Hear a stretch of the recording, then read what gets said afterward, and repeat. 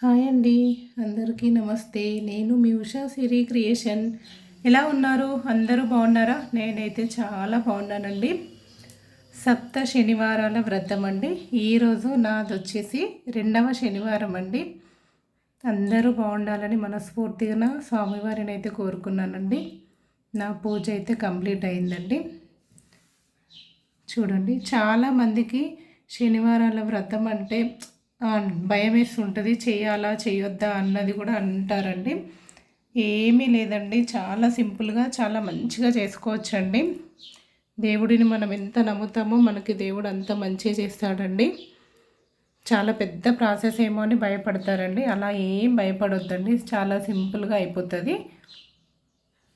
ఈ విధంగా కొందరు ఏంటంటే కలశం రోజు పెట్టుకోవచ్చా అంటే చేసిన ప్రతిసారి పెట్టవచ్చా ఉషా అని అడిగిరు నన్నైతే. మీ ఇష్టం అండి, కలశం ఇష్టం ఉన్న వాళ్ళు పెట్టుకోవచ్చు. ఇష్టం అంటే మీకు కలశం ఎప్పుడూ పెట్టలేదు అన్న వాళ్ళు మాత్రం ఊకోవచ్చండి. ఓన్లీ దేవుడు ఫోటో పెట్టేసి ఇలా అలంకరణ చేసేసి తులసి మాలతో కింద ఫస్ట్ పీఠం అయితే వేసుకోవాలండి. ఇలా పీఠం వేసుకోవాలి. మీ ఇంట్లో పీట ఉంటే పీటనైతే వేసుకోవాలండి. దానిపైన పసుపు అంతా రుద్దేసేయాలి. పీట పైన పసుపు రుద్దేసి దానితో పిండితో అయినా లేకపోతే పసుపుతోనైనా ముగ్గు అయితే వేయాలండి. ముగ్గు వేసిన తర్వాత ఎల్లో కలర్ క్లాత్ తీసుకోవాలండి. ఎల్లో కలర్ క్లాత్తోని ఇలా పైన పరిచేసి తర్వాత కొంచెం పసుపు కుంకుమ వేసేసి క్లాత్ పైన కింద బియ్యం అయితే వేయాలండి. దేవుడు ఫోటో పెడతాం కదా, ఆ ఫోటో దగ్గర కిందనైతే బియ్యం పోసి అందులో పసుపు కుంకుమ కొన్ని చిన్న గింత మన చేతితో ఎన్ని వస్తే అన్నీ ఇలా పోసేయాలండి. ఎందుకంటే ఫోటో ఊరికే పెట్టకుండా ఉండడానికి కింద బియ్యం అయితే పోయాలి. బియ్యం పోసి అందులో కొంచెం పసుపు కుంకుమనైతే వేయాలండి. తర్వాత ఫోటో మీ దగ్గర ఏ ఫోటో ఉంటే ఆ ఫోటోనండి, సపరేట్గా కొనుక్క రావాలేమో దేవుడి ఫోటో అన్నట్టుగా ఏమీ లేదండి. ఏ ఫోటో ఉంటే ఆ ఫోటోతోనే మనసులో స్వామి ఇక్కడే ఉన్నాడు అన్న ఆలోచనతో పూజ చేస్తే సరిపోతుందండి. ఈ విధంగా వెంకటేశ్వర స్వామి ఫోటోనైతే తీసుకోవాలి.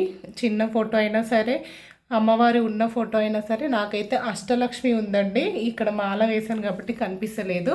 అష్టలక్ష్మిదే ఉంది, అందుకనే అష్టలక్ష్మి ఫోటోనే తీసుకున్నానండి. ఇలా వెంకటేశ్వర్ల స్వామి ఉండి అష్టలక్ష్మి ఫోటో ఉంది తీసుకున్నాను. ఈ విధంగా ఫోటోనైతే ప్రతిష్ట చేసుకోవాలండి. తర్వాత తులసి దళం మాలనైతే మనము ఊర్లో ఉండే వాళ్ళకైతే మంచిగా తులసి దళాలు బాగా దొరుకుతాయండి. ఇంకా సిటీలలో ఉండే వాళ్ళకైతే తులసి మాల కొనుక్కుంటే కొనుక్కోవచ్చు. లేకుంటే మన ఇంట్లో తులసి చెట్టు ఉన్న 2 దళాలు తెంపి పెట్టినా కూడా స్వామివారికి చాలా ఇష్టం అండి. మెయిన్ వెంకటేశ్వర్ల స్వామి అంటే తులసి మాలనే చాలా ఇష్టము. 2 దళాలు పెట్టినా సరిపోతాయండి. ప్రతి శనివారం కూడా పెడతారండి కొందరు, కంపల్సరీ 2 పువ్వులతో పాటు 2 దళాలు కూడా పెడతారు. ఆ విధంగా తులసి మాలనైతే వేసేసి ఏ పువ్వులు ఉంటే అవి ఎల్లో కలర్లో, ఏ పువ్వులు ఉంటే ఒక్క పువ్వు అయినా సరే అండి ఎల్లో కలర్లో ఆ విధంగా పువ్వు అయితే పెట్టేసుకోవాలి. తర్వాత కలశం అయితే మీ ఇష్టం అండి. ఒకవేళ కలశం పెట్టుకుంటా అంటే కలశంలో వాటర్ పోసి అందులో పసుపు కుంకుమ అక్షింతలు ఒక పువ్వు నేనైతే ఆ విధంగానే వేస్తానండి. కొందరు ఇంకా వేరే కూడా వేస్తారంట, నేను అదేం వేయను. పసుపు కుంకుమ అక్షింతలు పువ్వు వేసేసి దాంట్లో కొబ్బరికాయ పెట్టేసి పైన మనకు ఈ విధంగా ఎల్లో కలర్ క్లాత్తోని ఈ విధంగా చేయాలండి.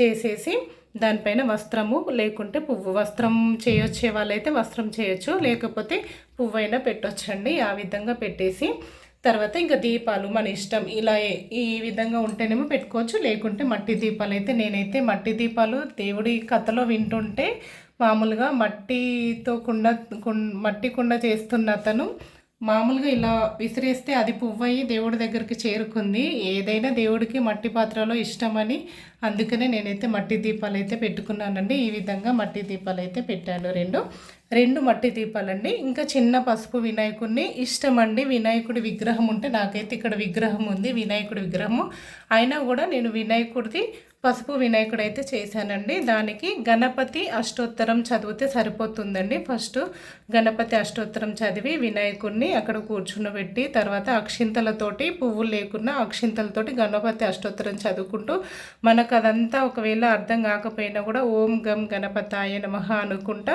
108 సార్లు ఇలా వేస్తే, అక్షింతలు వేస్తే సరిపోతుందండి. తర్వాత వెంకటేశ్వర్ల స్వామిని అయితే నేను ఇక్కడ లక్ష్మీదేవిని వెంకటేశ్వర్ల స్వామిని అయితే అక్కడ పెట్టానండి. అక్కడ కూడా తర్వాత వెంకటేశ్వర్ల స్వామి అష్టోత్తరం ఉంటుందండి.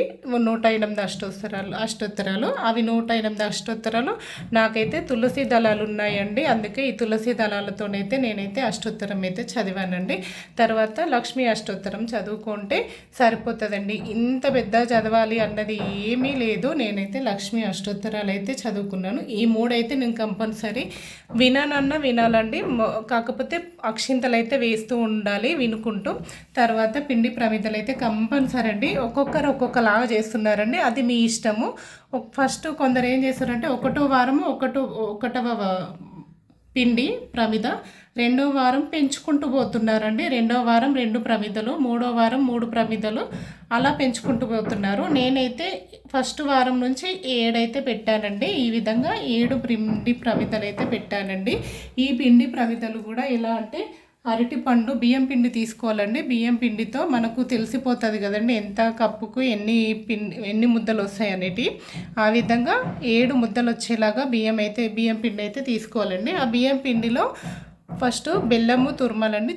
కొంచెమే బెల్లము, అరటిపండు, పాలు లేకపోతే నీళ్ళైనా సరే అండి వేసి మంచిగా కలిపి పెట్టేసి కొద్దిసేపు నానబెట్టాలండి. నానబెట్టిన తర్వాతనే చేస్తే అవి పగుళ్ళు రాకుండా బాగుంటాయి. అందుకని ఆ విధంగా నానబెట్టి ఒక 1/2 అవర్ నానబెట్టి అంతలోపు మీరు ఏదైనా ప్రసాదాలు చేసుకోవచ్చు. అయిపోయిన తర్వాత దాన్ని మెల్లగా మధ్యలోకి నొక్కేసి ఈ విధంగానైతే పిండి ప్రమిదలు అయితే చేశానండి. ఈ విధంగా చేయాలి. తర్వాత ప్రసాదాలండి మీ ఇష్టము. ఇక్కడ ఒకవేళ బనానా అయితే ఖర్చు అయితే అసలు ఏం ఉండదండి. మీరు అనుకుంటారు చాలా ఖర్చు అవుతుందేమో, ఇదంతా అవసరం అని అనుకుంటారు. నేనైతే నిన్న తీసుకొచ్చింది సామాన్ ఏంటంటే 2 కొబ్బరికాయలు, అరటిపండు, ఇక్కడ ఈ గ్రేప్స్ అండి, అంతే. ఇంకా మిగిలిన ఏమీ కూడా నేను తీసుకురాలేండి. ఫస్ట్ సారి తీసుకొచ్చినది ఇదొకటి, క్లాత్ 2 అంతే. ఇంకా మిగిలిన ఏమీ నేను కొనుక్కరాలే. పూజకి ఎక్కువ ఖర్చు అవుతుందేమో అని భయపడే వాళ్ళకి చెప్తున్నానండి. ఏది సమర్పించినా సరే ఇంతలా చేయాలా, ఇంత పెద్దగా చేయాలా అన్నట్టుగా ఏం లేదండి. అరటి పళ్ళు 7 అయితే పెట్టాలండి. 7 అరటి పళ్ళు. నల్ల గ్రేప్స్ అయితే దేవుడికి చాలా ఇష్టం. ఎక్కడ విన్నా కూడా గ్రేప్స్ అయితే నల్ల అయితే ఏదన్నా ఒకటైతే పెట్టాలండి దేవుడికి. అందుకే గ్రేప్స్ ఈ 2 పెట్టి పానకం అండి, ఈ విధంగా పానకం అయితే చేయాలండి. ఈ పానకం అంటే ఓన్లీ బెల్లంతో వాటర్ వేసేసి అందులో తులసి దళాలు వేసేస్తే అయిపోతుందండి. వడపప్పు అంతే. ఇవి చేసినా కూడా సరిపోతుందండి. ఒకవేళ ఇవి 4 అయిపోతాయి. ఇంకొకటి ఏదైనా శనగలన్నా మీకు సింపుల్గా స్వీటు ఏదైనా ఇష్టమైంది చిన్నగా తొందరగా అయ్యే స్వీట్ అయినా సరే అండి 5 అయిపోతాయి. ఆ విధంగానైతే చేయొచ్చు. ఇలా అండి నేనైతే ప్రసాదాలు అయితే ఈ విధంగా చేశాను. ఇది పొద్దున్నే చేశానండి, నైట్ అయితే చేయలేదు, పొద్దున్న చేశాను. ఇవన్నీ కూడా సీరా చేశాను. ఈ విధంగా 9 అవుతున్నాయండి. నాకు ఎప్పుడైనా కూడా 9 ప్రసాదాలు అవుతున్నాయి. పంచామృతాలండి, నేను దేవుడిని ఇలా పంచామృతాలకైతే తీసుకున్నానండి. పంచామృతంతో నేనైతే దేవుడికి అభిషేకం అయితే చేశానండి. గణపతికి చేసి తర్వాత విష్ణుమూర్తి లక్ష్మీదేవికి అయితే చేశాను అభిషేకం అయితే. ఏదో నాకు వచ్చిన మామూలుగా చిన్న ఓం గం గణపతాయ నమః, ఓం నమో నారాయణాయ నమః, ఓం శ్రీ మహాలక్ష్మి నమః అనుకుంటూ నేనైతే 3 దేవుళ్ళకైతే అభిషేకం అయితే చేశానండి. ఈ విధంగానైతే పూజ అయితే చేసుకోవచ్చండి సింపుల్గా. ఇలాంటి మనకు ఒకవేళ 3 వారాలు 4 వారాలు అలా చేసిన తర్వాత కలిసి రాకపోయింది అనుకోండి, నెక్స్ట్ వారం రోజు ఒక వారం వదిలిపెట్టి ఇంకొక వారం రోజు అయితే చేసుకోవచ్చండి. ఇలా చేయాలి కంపల్సరీ కలిసి రావాలి అనేది ఏమి ఉండదండి. అంతా దేవుడిది పెట్టిందే కాబట్టి దేవుడి మీద భారం వేసేసి ముందుకు జరగాలి అంతే తప్పించి ఖచ్చితంగా ఇన్ని అన్నట్టుగా ఏమీ లేదండి. అంతా మన అదృష్టం అంతే అనుకోవాలి. ఇంకా అంతా దేవుడే చూస్తాడు. చూడండి నాకైతే ఈ పూజ ఎంత బాగా అనిపించింది. అసలు ఎంత ఓపిక కూడా చాలా ఓపిక వచ్చిందండి. ఆ విధంగా వస్తుందేమో దేవుడు అలా తెప్పిస్తాడేమో. నాకైతే చాలా బాగా అనిపించింది. అసలు వెంకటేశ్వర్ల స్వామి పట్టాన్ని చూస్తుంటే నాకైతే అసలు ఎంత బాగా అనిపిస్తుంది. చూడండి మీరు కూడా దగ్గర నుంచి చూస్తుంటే అసలు ఇంత బాగా అలంకరించామా అన్నట్టుగా అనిపిస్తుంది. చూడండి ఎంత ఓపిక ఉంటే అంత చేసుకోవచ్చండి. బిజీ ఉన్న వాళ్ళైనా కూడా పిండి ప్రమిదలు పెట్టి మామూలుగా ఫ్రూట్స్ పెడితే సరిపోతుందండి. నాకు నచ్చినట్టుగా నాకు తోచినట్టుగా నేనైతే ఈ విధంగా చేసుకున్నానండి. ఇంకా ఏదైనా తప్పులు ఉంటే మాత్రం స్వామివారిని క్షమించమని అడుగుతున్నాను. ఇంకా మీకు ఏమైనా డౌట్స్ ఉంటే కామెంట్ బాక్స్లో కామెంట్ అయితే పెట్టండి, నేను చెప్తానండి. బాయ్.